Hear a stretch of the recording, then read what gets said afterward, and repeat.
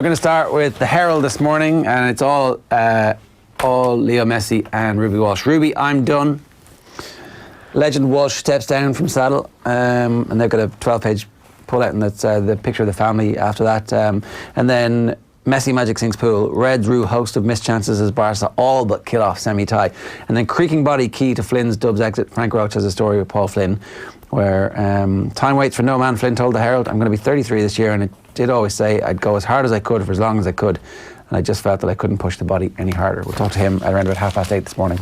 The front page of the Irish Examiner sports section is Daddy's done. Racing legend Ruby drops retirement bombshell after Gold Cup success. Got a few pages on John Caulfield's departure as Cork City boss as well, with Liam Mackey saying the prevailing mood is sadness mixed with a sense of inevitability. New order, Messi and Suarez brilliance leaves Liverpool's Champions League hopes hanging by a thread. And on the back of the sports section for the Irish Examiner this morning, you've got Ruby Walsh's column, which is quite timely. Punchestown farewell. Why now is the right time to call it a day. It's an excellent column and worth checking out if you've got a copy of the Examiner this morning. Marvellous. Messi strikes again as Barca sink Liverpool is the headline in the Irish Times. Legendary Walsh dismounts for the last time. Ozil expects to still be at Arsenal next year because, well, let's face it, who else is going to pay him all that money that Arsenal are paying him? And that's fairly simple for him. Wee man kicks Pool when they're just a goal down, says Mary Hannigan. Suarez, sorry, but no doubt about celebration. Yeah, he was absolutely celebrating that, and fair play. And then this is an interesting story from Australia. Rugby Australia facing player mutiny over Folau, so we'll see how that one pans out, because some of the Islanders apparently feel like he's been singled out for his religion as opposed to for his disgusting homophobia. So we'll see what happens. The Irish Daily Star leads with water away to go. That's Walsh being soaked by his fellow jockeys after winning at Punchestown yesterday. Different class is their headline on the Champions League. Magic Messi mauls Klopp, and Dubs Flynn walks away, says Carlo Kane. The Racing Post. Ruby retires is the headline there. Titan of the saddle stuns the sport after Punchestown Gold Cup triumph on Kenboy.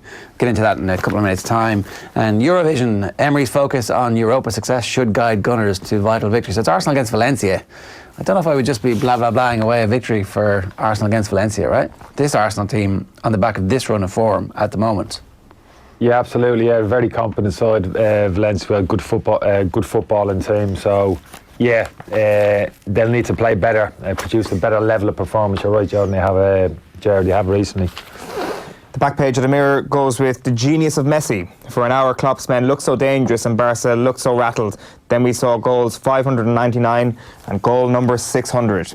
Also, here's an exclusive by John Cross saying players' lives are being put at risk. Football authorities have been warned lives are at risk over their failure to deal with concussion. The players' union official Mads Oland fears several already struggle with long-term health problems and that deaths are a possibility because the issue is not taken seriously enough.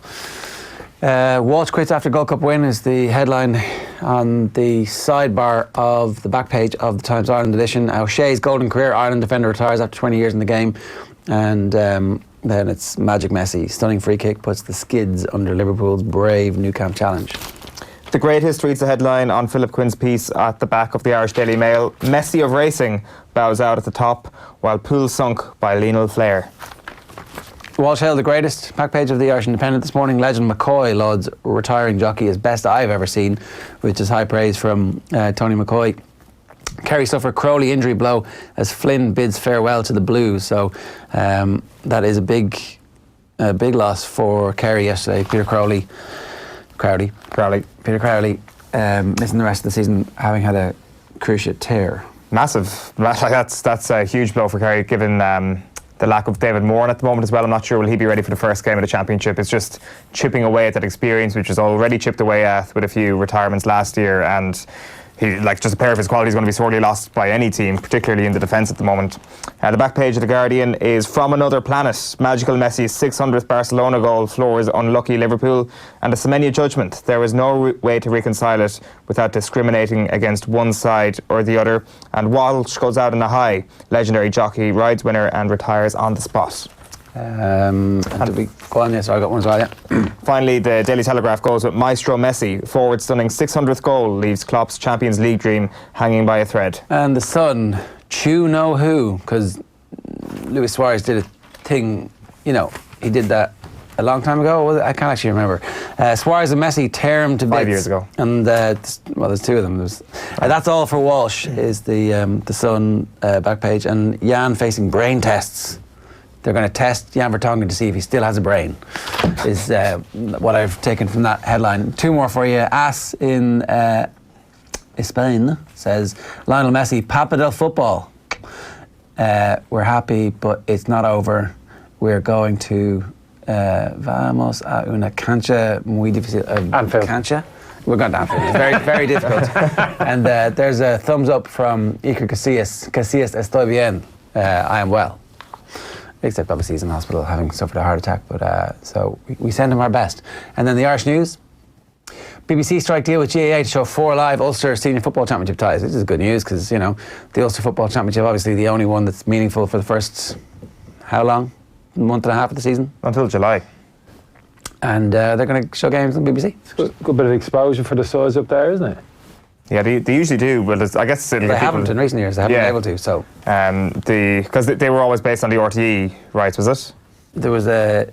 Oh, and then we had the Skybox issue last year as well. Yeah. That certain Skyboxes weren't able to actually the show Skybox issue every week back in the house. I got to be honest with you. Because you've got an Irish card, is that it? Oh, the signal's rubbish. We'll be looking at some of the stories this morning because we may as well talk a bit of Ruby Walsh, and there's some great sports writing about Ruby this morning. But the place we have to start really is Ruby's own column this morning. He totally revealed exactly what he's going to do. Exactly, it's such a good insight. It's in the Irish Examiner. Why now is the right time to call it a day. So when he said yesterday that he retired on the spot, he really did retire on the spot. He says that if Rathfinden had won the Grand National, I probably would have retired at Aintree, but he didn't. He didn't retire on the spot. He knew exactly that he was retiring the next time he won a big race. That was in his head, and he had discussed exactly with his wife what he was going to do. There is still an element of retiring on the spot. There is still an element of crossing the line as winner. And so Willie Mullins on Off the Ball last night was saying that he'd seen Ruby before the Grand National bringing his kids out onto the track, and he'd never seen that before, and he thought, I was thinking to myself, something's up here, he's going to retire. And then he didn't win, so he forgot about it and he parked it. And then it was after the Gold Cup that it was another race when he was talking about going up against Tiger Roll in next year's National. It was after the Irish National where he was like, oh yeah, really looking forward to seeing this up against Tiger Roll next year. And I was like, he never really talks about next year's races and about that kind of stuff. It's almost as if he's trying a little bit too hard to throw us off the scent. And then we had the roadshow last week where Ruby was the guest, and just before we got Ruby and Robbie Power up, myself and Johnny Ward were doing the crappy bit at the start, the intro, which you'll see tonight in the roadshow, Kenny. Try and avoid being part of the intro if you can. We were talking about last year's Punchestown Festival and how a couple of big names retired immediately afterwards. And Johnny goes, and I'm absolutely certain there's going to be another big name retiring after this year's festival. Sharp intake of breath, you know. A lot of jockeys reaching the end of their careers. Robbie Power's still a young man though, so it definitely won't be him. And the crowd laughs, and then we get Ruby up, and Ruby's pissed off. Yeah? Straight off the bat, he's like, well, I asked him a question. He goes, well, why don't you just ask Johnny Ward that? He seems to know more about my career than I do. And it was like, okay, well, that's going to be interesting. And obviously he had it in his head at that stage, and so wanted to kind of keep a lid on it as much as he possibly could. Clearly, it was, from what you're saying, it was been rattling around his head for a period of time, but just looking for that moment, clearly that win, you know what I mean, where he felt he was comfortable in himself, saying, yeah, I'm comfortable now, off the back of that. I'm away. Johnny's sources are clearly better than Willie Mullins' sources. Well, no, it was just an instinct. It wasn't anything specific. In terms of what Ruby's going to do next, like that's kind of the question that a lot of people are having. He says in this column that I'd love to be part of Willie Mullins' team if he'll have me. And really? Yeah. Yeah, like really be great. Part of that team is what he would do. Like I mean, like he talks about the potential of getting into training, but it's not going to happen. Will I train horses? No, not in this environment. How do you compare with Willie, Gordon, Joseph? Imagine starting from scratch and trying to compete with them. I might have been a jump jockey, and jump jockeys are brave, but we are not stupid. It seems that he's going to get into media work. He's going to have to learn a new trade, he says, and start at the bottom. I don't have a degree in journalism, so I'm a long way behind the 8 ball, but I always enjoyed learning. It's a new chapter, a new challenge to look forward to. He says that winning the Aintree Grand National on Papillon for Dad in 2000 was the best moment of his career. And also there's kind of a good bit of perspective. I mean, getting out in one piece has been one of the phrases used about any jockey who retires with their health intact. And he says, so do I feel lucky? Yeah, I feel lucky to walk away in one piece. Am I happy that I won't go to work to get hurt again? That's a relief, though I could probably go skiing and get hurt. And he talks about the bad days, and he says there were just 5 or 6 bad days in my riding career, and they always ended up with us in a graveyard burying somebody. So that kind of puts it all into perspective a small bit. Yeah, and he lists off the jockeys who died that he would have been a part of the weigh room with, and you're kind of thinking, well, like, again, they always point out that they're the only job where they get followed around doing their job by an ambulance, because that's how dangerous it is. You don't realise. I mean, I've even grown up. I mean, I haven't followed horse racing greatly grown up, but something I never thought about in terms of risk, which the jockeys carry with them every time they get on the back of a horse. And it's something I never really thought about until I actually got a little bit over it. Now, obviously, you speak to people and spend a bit more time around people, Johnny, to speak a bit more about the sport and start talking about these things, and you begin to assess and think, yeah, no, that absolutely they're right. I mean, the speeds they go at, I mean, coming off a horse at those kind of speeds and hitting hard ground, and you think it really is, like, you know, in terms the bravery they show every time they get on a horse, and to come back from injury. I always think that's always interests me, to come back from serious injury, the mental, you know, to actually package that away, that bad experience, the broken bones, and put it behind you and go again. Malky Clark told a story about Ruby falling off and breaking his leg at a race and looking down and going, okay, the pain is about to come, but I need to act quickly, and straightening out his leg while he was still in the immediate adrenaline of falling. Like straightening out. The pain hasn't kicked in, So before, because he knew that it would speed up the recovery. Yeah. It's like, if I just make this bone be straight now, I'll get back on the horse quicker. And then it was like, that's a bit sore. Yeah, it's amazing. There's just the pain threshold, like like he did say, I'm hard a couple of times during the roadshow last week, and I was like, yeah, he probably is hard. When you think about it, he's never been, certainly not this decade, he has not been nominated for the Sports Personality of the Year award in Ireland, which is a bit mad when you think about, like, the level of success and achievement that he's had. Barry Garrity won it one year when he had 5 winners at Cheltenham and won the Grand National. Ruby had 4 winners in a day at Cheltenham and didn't get nominated for the Sports Person of the Year, because we just kind of came to expect that level of brilliance. It was kind of like, well, you just do that thing that you always do, so what's the big deal? But actually, it's achieving at a rate of excellence that we've never seen before for an individual jockey, and we might never see again.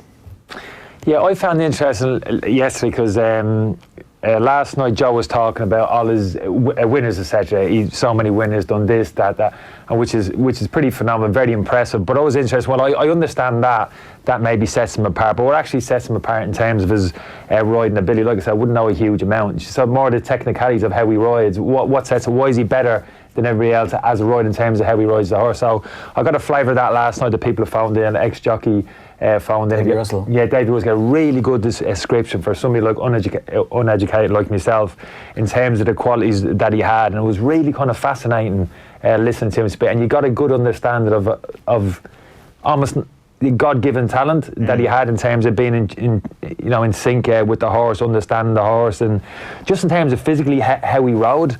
I found that interesting.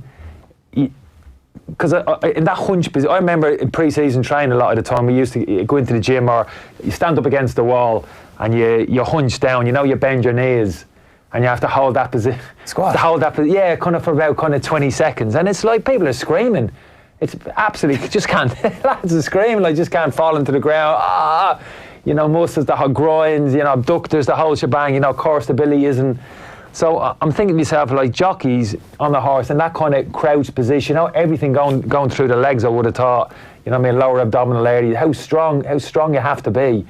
Jockeys quite small, diminutive, but obviously have to be so strong, and particularly in certain, that core region of their body's legs and stuff, you know what I mean? Yeah. Very hugely physically demanding. That's probably an obvious thing to say. People who know racing are probably thinking, yeah, whatever, tell us something we don't know. But from my point of view, listening to people last night, I thought it is. That's amazing, really. And then obviously there's the tactical in terms of the horse, the race tactically, riding the race. I'm very good at that, obviously, as well. But yeah, so that was it. I found that very interesting last night. I understood it in terms of what he's won. There's a case how good he was, breaking down why was he that good. You're talking about the greatest sports people ever in Irish history, like, where he's in that conversation. It's just that horse racing hasn't quite got the same coverage or level of understanding that football has. So we all understand that, you know, if you talk about our greatest ever footballers, however far back you want to go, if you want to go back as far as Giles or whoever, Jackie Carey before him, and whoever's on that list for, you know, McGrath or Brady or Roy Keane, or I don't know if anybody else makes that list, like, you know, you're looking at our golfers who win on the world stage. Like 3 majors is enough for us to think Padraig Harrington is one of our best ever sports people, and it is. McIlroy, if you consider him one of ours, which I do, then yes, absolutely. But like Ruby Walsh right there. Yeah, but without question. And like it is. Nobody talks about that though, really. No, and as you say, the lack of lack of wins in the sports. Nominations. Lack of nominations. Nominations. Ah, right. I didn't actually. Robbie Power was nominated when he won the Grand National.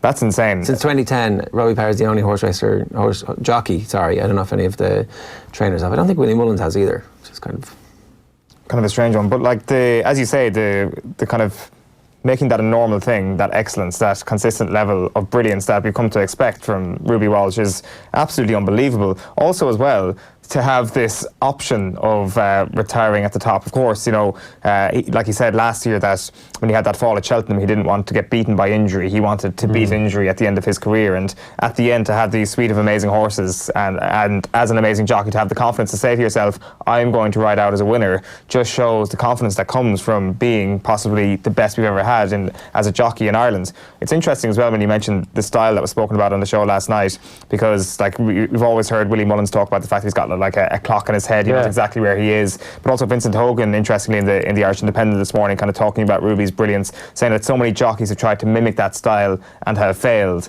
And it's something that I wouldn't be able to spot either when I'm watching it. It's like, what is the style of the jockey? It's kind of this thing. Davy Russell said that, you know, anytime you try to mimic it, you end up on the floor. So,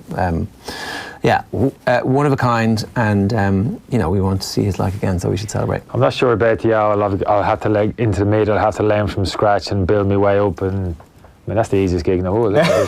Rolling up for the media gigs, isn't it? Oh, there. I'm proof of that. All right, that is your papers this morning. All this week, we're giving you the chance to win some great prizes for any cyclists out there or anyone who wants to get into cycling.